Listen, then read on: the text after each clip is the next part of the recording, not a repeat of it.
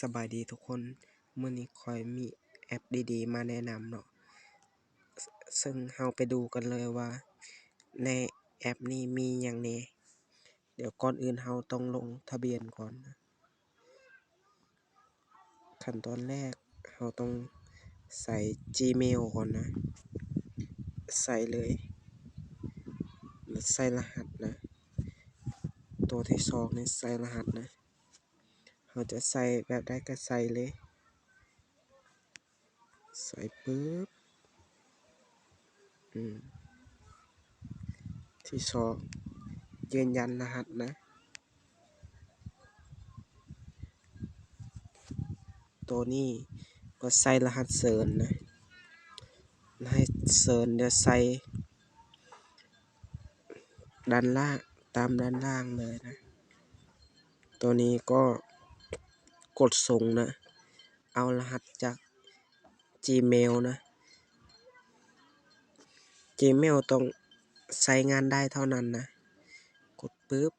ใส่รหัส Gmail นะแล้วก็กดลงทะเบียนไปนะ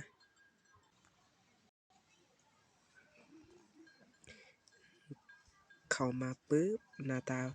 แอปมันจะเป็นแบบนี้นะเดี๋ยวไปดูกันเลยมีอีหยังเนี่ย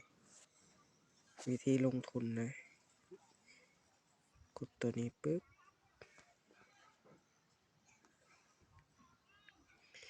นี่มันจะเห็นแบบนี้เลยถ้าเราซื้อไปแล้วมันจะขึ้นแบบนี้เลยนะถ้าเราอยากลงทุนก็กดบอทนี้ไปเราเลือกได้เลยว่าจะลงทุนจากมือเติมขั้นต่ำเป็น1เหรียญนะเดี๋ยวไปดูกันเลยนี่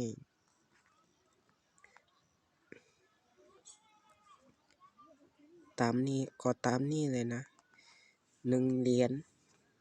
15มื้อรายได้ต่อวันเป็น 1% ต่อมื้อนะนี่แอปก็ตามนี้เลยเติมสูงสุดเหมือน50,000เติม 5,000 50,000นี่แม่น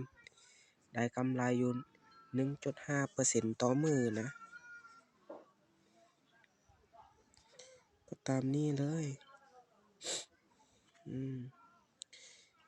สำหรับ TRX เนาะเติมขั้นต่ำเป็น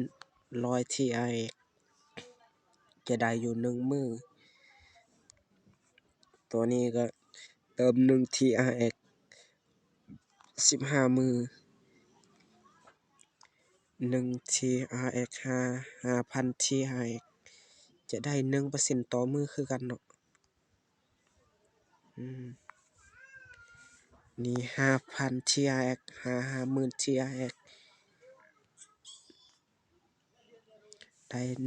1.5% ต่อมื้อคือกัน